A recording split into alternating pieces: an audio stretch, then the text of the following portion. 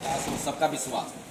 फिर आप लोग संगठन द्वारा और तमाम तरीके से जो है भारतीय जनता पार्टी के कामों को क्यों बताते हैं कि जो है ये जनता के हित के लिए काम नहीं कर पा रही?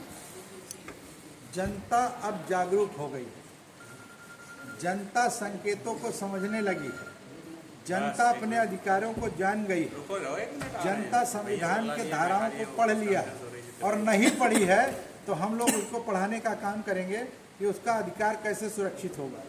जब संविधान इस देश में, भारत का संविधान जो बाबा साहब डॉक्टर अम्बेडकर ने बनाया था, वो नहीं लागू होगा तो निश्चित तौर पर ये देश गर्त में जाएगा, क्योंकि सबको समानता का अधिकार नहीं मिलेगा। गरीब गरीब रहता है और अमीर अमीर हो जाएगा, दबंग दबंग हो जाएगा और मजलूम मारा जाएगा। तो ऐसी स्थिति में संविधान ही उसका साथ देगा, जिसमें आईपीसी सीआरपीसी की धाराएं लागू होती है और जिसमें उसका अधिकार सुरक्षित है। वो सारा का सारा संविधान में है। अभी पार्लियामेंट का जो उद्घाटन हुआ है उसमें संविधान नहीं रखा गया है, बल्कि वहाँ शंगोल रखा गया है, स्थानांतरण किया गया है। संविधान पूरे हकूक़ को याद कराता है, महिलाओं को, लड़कों, नौजवानों को, बुजुर्गों को सबका अधिकार होता है। अगर लास्ट सवाल आपसे करना चाहूँगा, क्योंकि ये जो आपका संगठन है, मैंने प्रमुखता से कई बार अपने चैनल पर दिखाया भी है, और आप जमीनी स्तर से जुड़ करके गरीब, मजदूर, कमज़ोर वर्ग हों या जो शिक्षित नहीं है उनको शिक्षित करने के लिए आवाज़ लगातार उठाते रहते हैं। तो कई वर्षों से आप निरंतर इस तरह से मेहनत कर रहे हैं। क्या सरकार आपको संगठन के लिए कोई सुविधा उपलब्ध करवा पाई आज तक या नहीं करवा पाई? देखिए, ये अपेक्षा नहीं करती है कि सरकार हमको कोई सुरक्षा मुहैया कराए या कोई सुविधा दे दे या हमारे कार्यक्रम के लिए व्यवस्था कर दे या हमारे रहने के आवास दे दे। इसकी आवश्यकता नहीं है। हम लोग अपनी झोपड़ी में ही खुश हैं, और जब हम ज़मीन पर चलने लगे हैं तो हवाई जहाज़ की कल्पना भी नहीं करते हैं। जो ज़मीन पे पड़े हैं उनको उठाना चाहते हैं, उनके साथ चलना चाहते हैं, उनका आगे कदम बढ़ा के उनके अधिकारों को दिलाना चाहते हैं। हम सरकार से कोई अपेक्षा नहीं करते। सरकार से अपेक्षा सिर्फ इतना करते हैं कि जो दबे कुचले पिछड़े लोग हैं, जिन पर अत्याचार हो रहा, बलात्कार हो रहा है और जिस तरह से भ्रष्टाचार के कस्टडी में हमारे लोग फंस जाते हैं, उसको सरकार संज्ञान में लेके उसमें मदद करे। और जो भी हमारी डिमांड्स है, अभी हम लोगों ने एक निर्णय लिया है कि पूरे देश भर के लोग जो बुद्धिजीवी यहाँ से आईएएस, आईपीएस, डॉक्टर, इंजीनियर जब मौजूद थे, सब ने अपने वक्तव्यों में समाज के हित में बात किया है।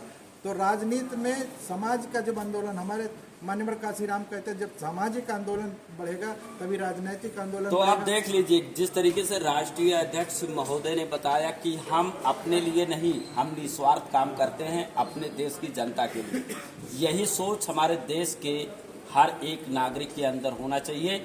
सरकार किसी की भी हो, 5 साल के बाद वाकई में सरकार को बदल देना चाहिए, तभी हमारे देश का विकास होगा, तभी हमारा देश आगे बढ़ेगा। प्रदेश अध्यक्ष जी हैं, उनसे भी हम बात करेंगे और जानेंगे कि इस संगठन के लिए क्या कुछ ये सोचते हैं। क्या नाम है आपका? मैं आसाराम सरोज, प्रदेश अध्यक्ष डॉक्टर अम्बेडकर राष्ट्रीय एकता मंच। संगठन के लिए आपको राष्ट्रीय अध्यक्ष जी ने प्रदेश अध्यक्ष का दर्जा दिया, आपको चुना। अपने संगठन के लिए क्या कुछ सोच रहे हैं और साथ ही देश और समाज के लिए? देखिए, ये संगठन पूर्णतः सामाजिक संगठन है और इस संगठन का उद्देश्य भोली भाली जनता जो किसी न किसी तरह से परेशान है और आडंबर में फंसी हुई है, उसको हम लोग आगे बढ़ाने का काम कर रहे हैं, उसको समझाने का काम कर रहे हैं कि उनका भला कितना होगा, उनके बच्चों की शिक्षा का कैसे अच्छी मिलेगी, उनका भविष्य कैसे अच्छा बनेगा।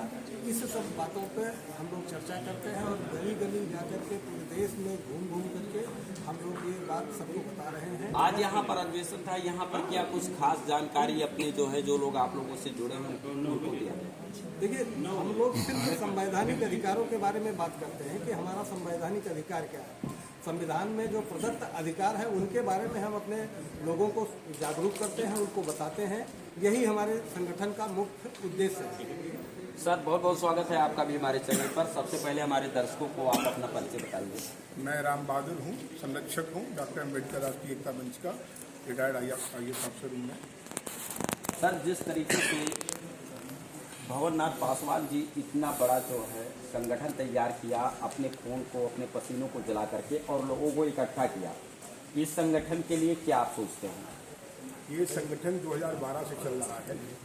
शुरुआत हुई थी केवल 4-5 लोगों से। भवननाथ पासवान जी और उनकी टीम और प्रदेश के जितने भी इस टीम में जुड़े हुए लोग हैं, कार्यकर्ता हैं, पदाधिकारी हैं, ये उनका योगदान है कि आज केवल 10-11 साल की अवधि में ये संगठन न केवल प्रदेश में बल्कि पूरे देश में फैल चुका है।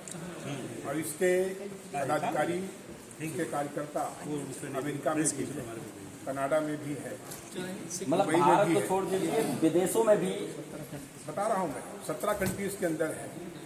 इसका उद्देश्य केवल ये है कि जो बहुजन समाज है, बहुजन समाज से मतलब जो पिछड़ा वर्ग है, जो दलित वर्ग है और जो अनुसूचित जनजाति के लोग हैं, जिनकी संख्या 85% है, उनको एकजुट करना है, उनको बताना है कि आप अलग अलग नहीं हैं। दुर्भाग्य है कि जो बहुजन समाज है ये जातियों में बटा हुआ है। 4 वर्ण हैं, ब्राह्मण, क्षत्रिय, वैश्य, शूद्र। ब्राह्मण वर्ण भी है, जात भी है, क्षत्रिय वर्ण भी है, वही जात भी है, और जो वैश्य है वही वर्ण भी है और जात भी है।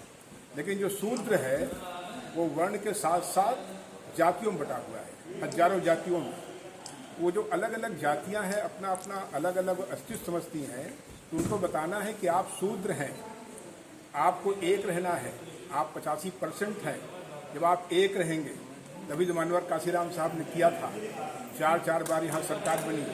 तो जब एक हो जाएंगे सब लोग, तो भारत का प्रधानमंत्री या तो दलित होगा या बैकवर्ड होगा या शेड्यूल ट्राइब का होगा।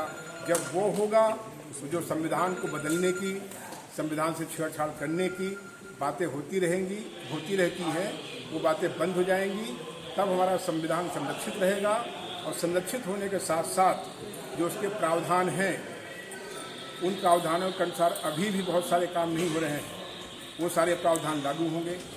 उसमें देखिए, आप जानते हैं संविधान में व्यवस्था है इंडियन जुडिशल सर्विस